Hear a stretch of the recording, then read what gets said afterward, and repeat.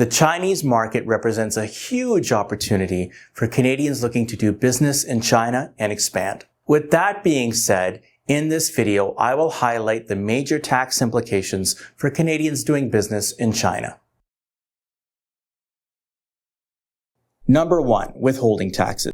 Under China's corporate income tax law, payments made to a Canadian business by a Chinese payer are subject to a 20% withholding tax. This rate is reduced to 10% pursuant to the tax treaty between Canada and China. The types of payments subject to withholding taxes include dividends and bonuses, interest, rents and royalties, income from property sales. For example, assume that a Canadian corporation, Rockstar Canada Inc., receives a royalty from sales made by Chinese companies that sell Rockstar Canada Inc.'s products to customers in China.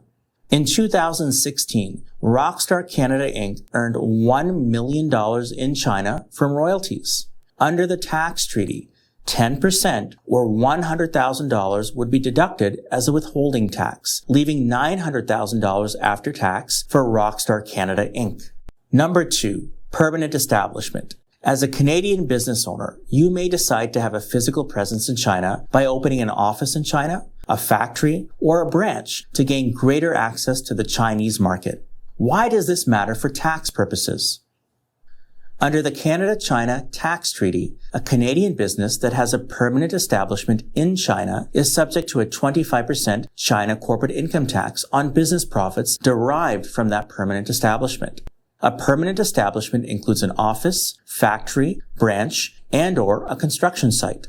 It also includes service-based projects in China carried on by employees of a Canadian company where the project lasts 6 months or longer. For example, assume that Rockstar Canada Inc. opens a factory in China to manufacture its products.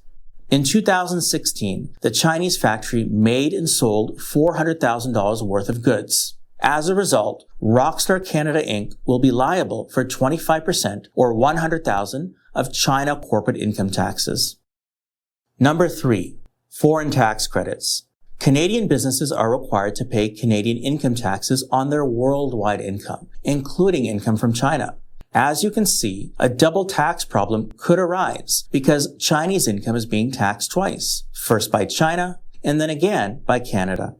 To reduce double taxation, Canadian businesses can claim a foreign tax credit for part or all of the Chinese taxes paid.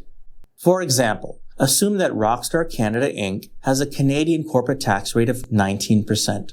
Further assume that it earns income in China from royalties that are subject to 10% withholding taxes. In theory, the 10% withholding taxes deducted should be credited against the 19% Canadian corporate income taxes that Rockstar Canada Inc. pays on its royalty income, resulting in a net Canadian tax rate of 9%. Thank you for watching. Please remember to comment, like, and subscribe. Please also follow us on Facebook and Twitter for more great tax tips. See you next time.